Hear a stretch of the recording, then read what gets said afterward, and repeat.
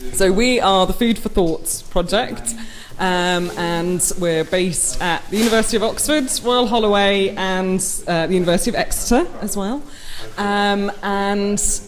We are interested in how food plays a role in how we think about the past, how we create our identities, and how we kind of create memories based on food. My PhD research has focused on the site of Silchester, which is a University of Reading excavation in Insula 9.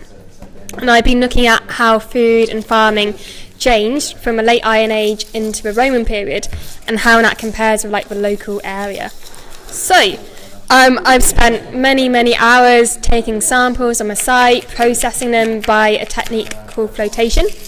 And I've been looking at carbonised plant remains from pits and ditches and hearths. I've been looking at waterlogged plant remains from wells. And I've been looking at mineralised plant remains from cesspits, which are my favourite. The cesspits are where you put your human poo, basically. So it's a really, because obviously the first towns as they emerged, towns were busy, lots of people were there, and you have to be more organised about what you do with your waste. So, the poo would have been collected from a few households or the insula and kept in this kind of big square pit. And so this is what they've eaten that's come through? Yes. Yeah. So lots of things survive the digestive tract. So things like fruit pips, like fig pips, blackberry seeds, fruit stones, so cherry stones, plum stones, and also flavouring, so things like celery seeds, coriander seeds, and they can make it through. And in cesspits, you have a lot of phosphate from a human waste, and lots of calcium from animal bones or oyster shell, or kind of a local geology if you're in a calcareous area. And the calcium and the phosphate ions percolate into seeds or into fruit stones, and they form a substance called calcium phosphate, which doesn't decay. It will survive for thousands of years. So when we find these bits, they're quite distinctive, and they're quite sticky, crunchy sediment. It's quite obvious what we've got.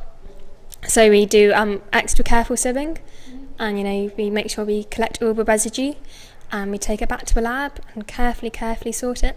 And this is how we find all the really exciting food remains. So what Lisa's work provides for us on the project is this idea about new foods coming in, people moving around the empire, and in particular what I think that makes us think of is how people move around in the modern world today. So ideas about globalization, about different cuisines mixing and creating something new. So food in Britain would have been very different after the Romans would have arrived, and we know about people coming from the very far-flung edges of the empire, like Syria, ending up in Britain, and their food must have been very different.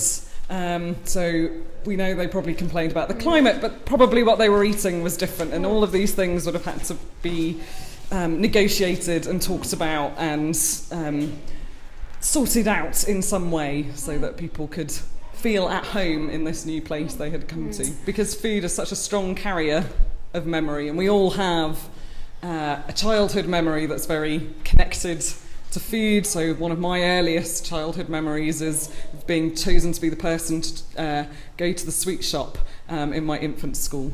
So that's a very powerful memory for me. And also I grew up in a family with quite a mixed background, and lots of the food that I was eating when I was a child, which are still my favourite foods today, relate to that.